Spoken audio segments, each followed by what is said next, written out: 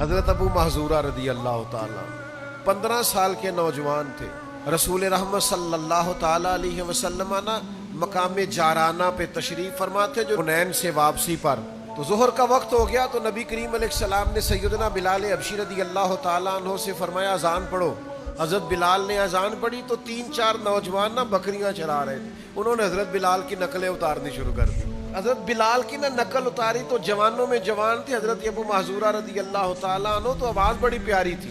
تو ان کی طبیعت میں بھی جیسے بچوں کی طبیعت میں وہ ایک بات اٹھتی ہے شغل کرنا، پیار کرنا، مزاح کرنا، دل لگی کرنا، وہ بھی دل لگی کرنے لگے. حضرت بلال کی نقلیں اتارنے لگے. حضرت بلال کہتے اللہ اکبر اللہ اکبر تو وہ بھی کہتے.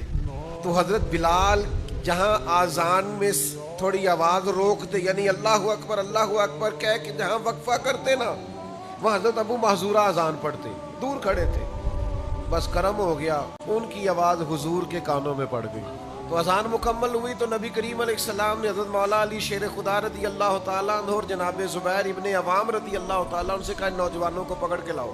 وہ چاروں کو لے آئے. حضور نے فرمایا کون پڑھ رہا تھا اذان؟ تو چاروں ہی چوپ پر بولتے کوئی نہیں، جواب ہی کوئی نہیں دے رہے.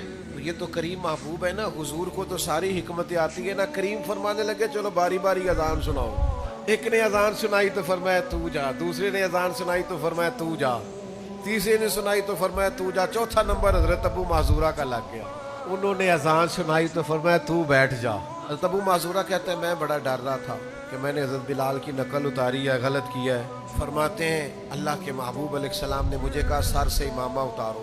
مجھے ڈر تھا گردن اتاری جائے گی. کہتے ہیں سرکار نے کہا امامہ اتارو. میں نے اتارا تو نبی پاک نے میرے سر پہ ہاتھ پھیرا، پھر میرے دل پہ ہاتھ پھیرا، پھر دعا کی اللہ اسے برکت بھی دے دے اور اسلام کی طرف ہدایت بھی دے دے. فرماتے ہیں دعا بھی پوری نہیں ہوئی تھی میں نے کلمہ پڑھنا شروع کر دیا. فرماتے ہیں میں نے کلمہ پڑھ لیا، میں مسلمان ہو گیا. اب ذرا دیکھو نظر جو پڑ گئی ہے. کہتے ہیں پتہ حضور نے کیا فرمایا؟ فرمایا سن نا تو بلال کی نقلیں اتارتا ہے.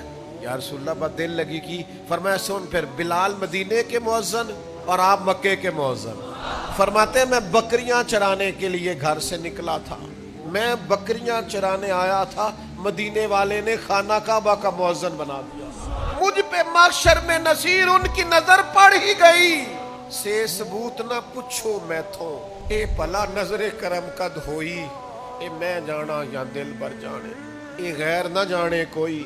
مجھ پہ محشر میں نصیر ان کی نظر. میں بکریاں چرانے آیا اور میں حرم مکہ کا مؤذن بن گیا.